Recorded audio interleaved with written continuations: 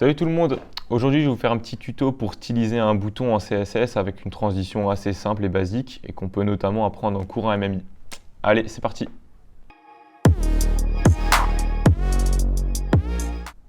Bon alors on commence avec le HTML, voilà j'ai déjà créé mon fichier. Je vais vous montrer une petite astuce pour ceux qui ne connaissent pas avec l'extension Emmet qui est de base sur VS Code. Quand on tape HTML 5, hop, tac, il nous met le code de base pour avoir un fichier HTML. J'ai juste à rajouter mon CSS, je le rajoute ici. Donc le mien c'est tuto bouton css.css. Vous connaissez la balise link. Et dans notre body, on va mettre la balise la plus simple pour créer un bouton, c'est la balise button. Donc hop, je la tape, button. On va lui appliquer une classe pour pouvoir le styliser en CSS. Donc la classe pour moi ce sera btn, le classique. Ensuite je ferme la balise d'entrée, j'écris tuto bouton CSS et je ferme la balise.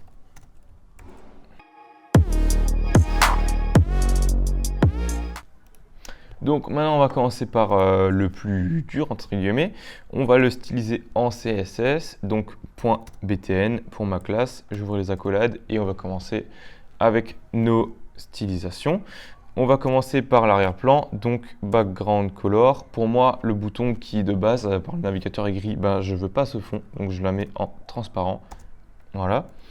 Ensuite, on va lui appliquer un petit contour, donc border 2 pixels. Je ne veux pas qu'elle soit trop grande, solide, red pour avoir une belle couleur rouge. Ensuite, je vais appliquer un petit effet arrondi au bouton, donc border radius. Hop, 20 pixels, je veux pas que ce soit trop grand. Ensuite, on va lui appliquer une couleur au texte, donc color red, on part sur la même couleur. Ensuite, je vais appliquer la propriété cursor. Donc pour ceux qui ne connaissent pas, ça indique au navigateur en HTML qu'il faut changer le curseur de la souris. Donc moi, je vais lui indiquer pointeur pour éviter qu'on puisse sélectionner le texte et qu'on ait un changement d'état de la souris quand on survole le bouton. Ensuite, je vais lui appliquer un padding pour éviter que le texte il soit trop collé à l'intérieur du bouton. Donc padding 20 pixels. Donc ça, pour ceux qui ne connaissent pas, 20 pixels, ça veut dire que ça appliquera en haut, en bas, à droite et à gauche le padding de 20 pixels. Ça regroupe les 4. Ensuite, pour éviter d'avoir l'effet bleu et souligné du texte qui est de base sur le navigateur, je vais indiquer text decoration none pour éviter d'avoir ces effets un peu dégueulasses. Ensuite, le classique text align center pour que le texte soit centré. Ensuite, je vais appliquer la propriété text transform. Donc, pour ceux qui ne connaissent pas, ça va transformer le texte comme on l'indique en CSS. Donc là, pour moi, ce sera uppercase qui veut dire majuscule en anglais. Donc, peu importe si je tape en majuscule ou en minuscule dans le HTML, le texte il sera transformé automatiquement en majuscule. Et ensuite, je vais lui appliquer le hover.